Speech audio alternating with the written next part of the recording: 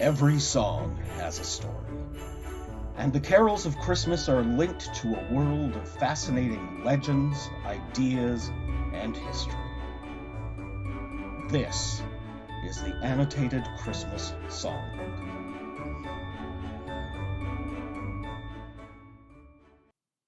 Webster's American Dictionary defines the word pantomime as any of various dramatic performances in which the story is told by expressive bodily or facial movements of the performers. So if you were to attend an American pantomime show, it would sound something like this. However, if you were to attend a British pantomime performance, it would sound something like this. Welcome, we'd like to say hello on this very special day. And if you came in feeling The British pantomime is loud, raucous, musical, bawdy, colorful, cartoonishly spectacular, and has been a Christmas tradition for over 100 years. The academic would undoubtedly explain how the Christmas pantomime has its roots in ancient Roman theater, how it was influenced by Italian Renaissance comedy, and how it is a reflection of the old idea that Christmas was a time when the normal rules of behavior did not apply. But all that misses the point. The most important thing is that panto is pure fun for the whole family. The children appreciate the fantastic and magical stories, as well as the storybook visuals and slapstick comedy. Meanwhile, adults are entertained by the thinly disguised sexual humor and topical jokes, which go over the heads of the kids. Double entendres multiply faster than rabbits at an all-you-can-eat Viagra salad bar. And every member of the audience is carried away by the elaborate musical numbers and the audience participation. Oh, no, they're not. Oh, yes, they are. Oh, no, they're not. Oh, yes, they are. Running in theaters through the entire Christmas season, the pantomime will loosely adapt a well-known fairy tale or legend, and although a little time is devoted to the plot, the show will often veer off on comic tangents, unconnected musical numbers, and, of course, characters directly conversing with the audience, especially the children. The fourth wall is not just broken, it's ripped down, chopped into pieces, and shipped off to the Royal Shakespeare Company. One of the things that truly mark a real Christmas pantomime are its traditional characters. The hero of the story is called the boy. I've come to London to seek my fortune. The boy is always played by a fetching young woman. In earlier ages, it was considered quite risque for a woman to go on stage showing off her legs. But no doubt the women who played the boy appreciated the chance to play an active, daring protagonist rather than the usual love interests and damsels in distress. They also get the girl. And in this case, the girl is really played by a girl. And if you have a hero, then you have to have a villain. Don't hiss at me, you puerile brat. Show some respect for the famous King Rat. I and my subjects, all grey, black and brown, are the unchallenged rulers of old London town. For out of the sewers at night time we creep to frighten the kiddywinks while they're asleep. I'm an ill-tempered brute, I'm a snake in the grass, I'm an insolent dog, I'm a pain in the... The pantomime villain must be completely nasty, inviting hisses and boos from the audience with every entrance. The villain will often share their evil schemes with the crowd, who will loudly shout their displeasure. Although always a loser, the villain clearly relishes their role as a bad guy. The most emblematic character in the Christmas pantomime is the dame. I bet I know what you're all thinking. Confronted with beauty like this, to millions of men, I'm Sophia Loren. I'll have none of you taking the mickey. I'm built like a beautiful Venus, you know, the one stepping out of the shell. I've got it up here, and I've got all the gear, but she never wore corsets. Mine do give me hell. Who can resist me? Men are queuing up to kiss me, so I've heard, but you never can tell. I'm a trustful gal, I'm a lustful girl, I'm a Jezebel. Often she is the hero's mother, but she is always played by a man. The dame is either played in a very camp or butch style, with a knowing glance to the adults in the audience. They are always made up and dressed in exaggerated fashion, and will steal scenes with their improvisation and outrageous asides. When it comes to comedy, the dame will always end up on top, as she would say with a wink. People attend pantomimes at Christmas time expecting nothing more than fun-filled escape from reality that could be appreciated by all ages. At the end of the play, everyone knows that good will triumph, evil will be vanquished, no one will be hurt, the sets and costumes will be spectacular, and everyone are thoroughly entertained.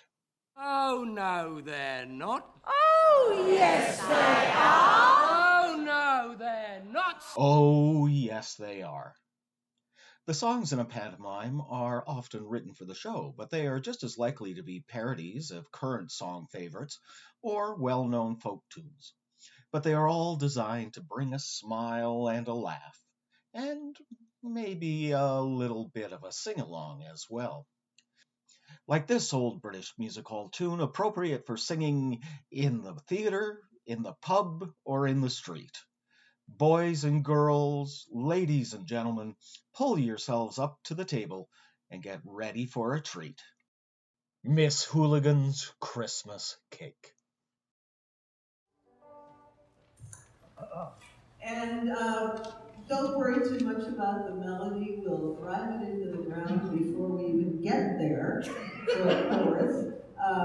And any kind of revelry, hooting and howling, thank you. Drinking is also apparently traditional. That's a tradition. And I will assault your ears with the banjo.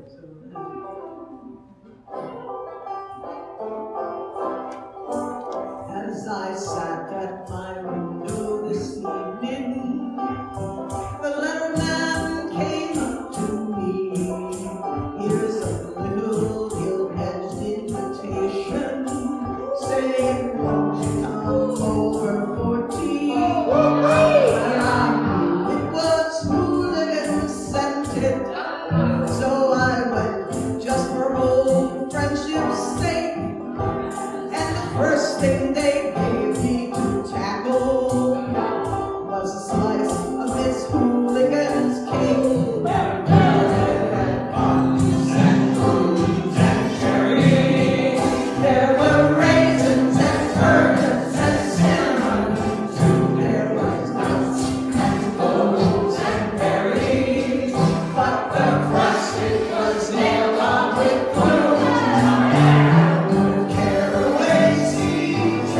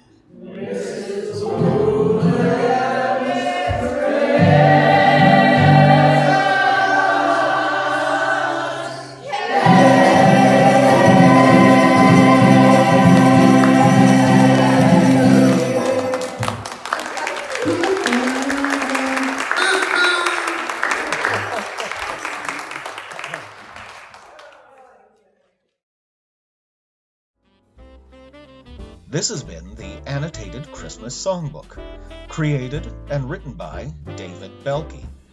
Miss Hooligan's Christmas Cake was performed by Cindy Zuby, with Frank Burgess, Kelly Collins, Tom Edwards, Linda Grass, Glynis Price, Andrea Truman, and an enthusiastic audience at the Annotated Christmas Songbook concert. Cindy Zuby played on banjo, Frank Burgess on guitar, and Carla Weisberg provided the piano. Recorded at Holy Trinity Anglican Church in Edmonton, Alberta, Canada. Intro music by Aaron Kenny. Outro music by Ease Jammy Jams. We featured selections from the following BBC Christmas pantos: Aladdin and His Wonderful Lamp, Dick Whittington and His Wonderful Cat, and Mother Goose. Who seems to be lacking in anything wonderful? Cheeky monkey. The Annotated Christmas Songbook is a production of Holy Trinity Anglican Church and the Acme Radio Project.